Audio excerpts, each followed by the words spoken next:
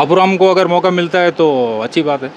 देखिए यंग के अंदर में देखें तो अपूराम जी है, ऐसे पुराने तो वो खेल खेल के खिलाड़ी हो गए पक्के। उनको एमएलए की जरूरत ही नहीं है, सांसद होना चाहिए।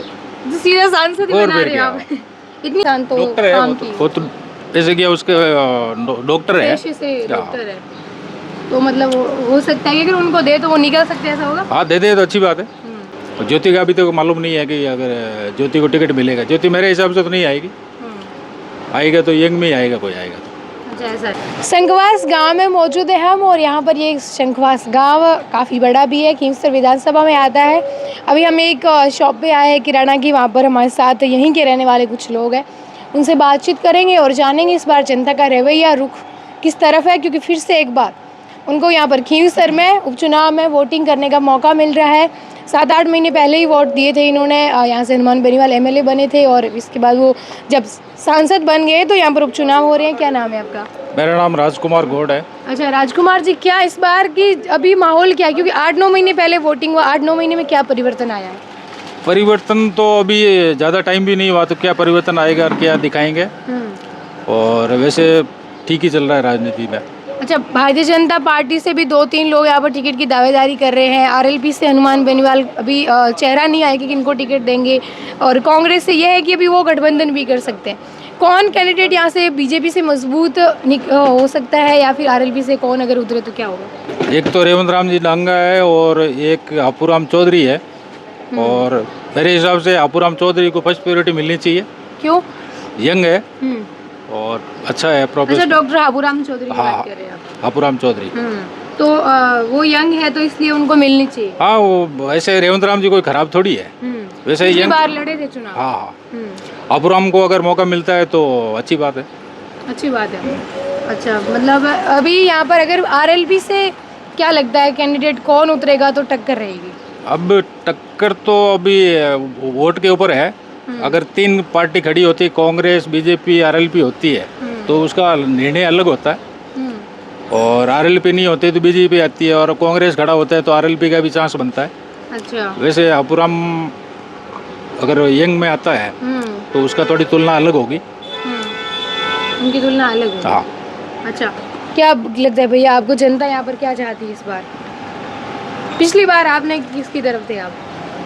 पिछली बार बीजेपी की तरफ थे, तो इस बार किसकी तरफ मन है? हम आगे देखो टिकट किसको मिलता है। अच्छा, 8-9 महीने पहले ही वोटिंग हुई थी, अभी फिर से आपको एक बार मौका मिल रहा है, आप खुशनसीब हो, दोबारा वोट करने का मौका मिल रहा है, फिर से आप अपने नेता को चुन सकते हो। बताओ। हम देखो कैंडिडेट कौन आता है उस पर निर्भर करेगा।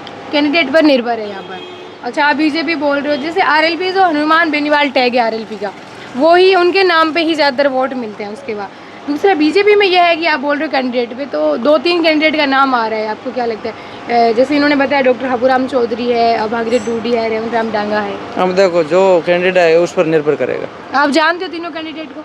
हाँ जानते, सभी को जानते हैं। सभी को जानते हो। तो अभी मजबूत कौन है, या ऐसे कि पुराने टाइम से बीजेपी से जुड़े हैं कोई लोग? अब देखो वोट कैंडिडेट पर निर्भर करेगा, अब कौन कैंडिडेट आता है। तो जनता कैंडिडेट दे के वोट देती है? हाँ, कैंडिडेट पर निर्भर करेगा। अच्छा, इस गांव में भारतीय जनता पार्टी आरएलपी की दोनों की क्या क्या स्थिति है, मजबूत कितनी है? आरएलपी और बीजेपी मजबूत है यहाँ पर। हाँ। बीजेपी कितने % कह सकते हैं और आरएलपी कितने %? इतना कोई परसेंटेज कोई फिक्स तो नहीं होता है, 40-60 होता है यहाँ पे। अच्छा, एक 40 है और एक 60 है, ऐसे है। हाँ। एक 10% ज़्यादा है। अच्छा, और वैसे कांग्रेस खड़ी नहीं होती तो फिर हनुमान बेनीवाल, कांग्रेस खड़ी नहीं होती है तो हनुमान अगर बेनीवाल गठबंधन हो जाए तो हाँ। दोनों का आरएलपी कांग्रेस का, वो हो भी सकता है नहीं भी हो सकता हाँ, है, तब उसमें हनुमान बेनीवाल ही आएगा। तो हनुमान बेनीवाल। मतलब फिर भी यहाँ पर जरूरत सोच समझ के कैंडिडेट उतारने की किसको है, बीजेपी को या आरएलपी को? देखिए यंग के अंदर में देखें तो अपूराम जी है, ऐसे पुराने तो वो खेल खेल के खिलाड़ी हो गए पक्के। उनको एमएलए की जरूरत ही नहीं है, सांसद होना चाहिए। तो सीधा सांसद ही बना रहे हैं आप इतनी मतलब उनकी पकड़ है क्या? पुराने है? नहीं, पुराने हनुमान जी पुराने हैं, रेवंत राम जी पुराने हैं, इनको सांसद का चुनाव लड़ना चाहिए। एमएलए का गाँव के अंदर में यंग जनरेशन होना चाहिए, सब जगह घूम के काम करे। अच्छा, इनको एमएलए में नहीं पढ़ना चाहिए, सांसद बनना चाहिए अनुभवी व्यक्ति। और क्या? अच्छा, एमएलए के लिए तो फिर कि नए जो फिर आए उनको लड़ना चाहिए। हाँ, यंग जनरेशन। अच्छा, यंग जनरेशन हो या थोड़ा पढ़ा लिखा हो इंसान तो डॉक्टर है काम वो तो जैसे कि उसके डॉक्टर है। पेशे से डॉक्टर है, तो मतलब हो सकता है कि अगर उनको दे तो वो निकल सकते हैं, ऐसा होगा? हाँ दे दे तो अच्छी बात है। लेकिन यह है कि आरएलपी टक्कर तो देगी यहाँ पर। आरएलपी तो पुराना है, पकड़ भी है उनके। अच्छा, आरएलपी का गढ़ है, क्या बोल रहे हो? बताओ बताओ, मतलब आरएलपी की कैसी स्थिति, मजबूत है? मजबूत है पुल मजबूत है। युवा कार्यकर्ता आरएलपी में ज़्यादा हनुमान बेनीवाल की वजह से ही सब है ना। हाँ जी। तो ज्योति मिर्धा कैसी कैंडिडेट रहेगी यहाँ के लिए? अभी तक उनका नाम कहाँ आया? नाम नहीं आ रहा है ना, नहीं, क्योंकि वो पहले और चुनाव लड़ चुकी है यहाँ से बहुत बार। नहीं चुनाव लड़ना कोई लड़े तो सभी लड़ते हैं चुनाव तो। ज्योति का अभी तक मालूम नहीं है कि अगर ज्योति को टिकट मिलेगा। ज्योति मेरे हिसाब से तो नहीं आएगी, आएगा तो यंग में ही आएगा, कोई आएगा तो। अच्छा ऐसा है। तो रेवंत राम डांगा पिछली बार हार गए थे थोड़े से, नहीं, हार तो जीत होती रहती है। क्या ही कारण रहा होगा फिर? कारण बहुत होते हैं, एक जात के हो गए सब, अच्छा। बंटवारा हो गया।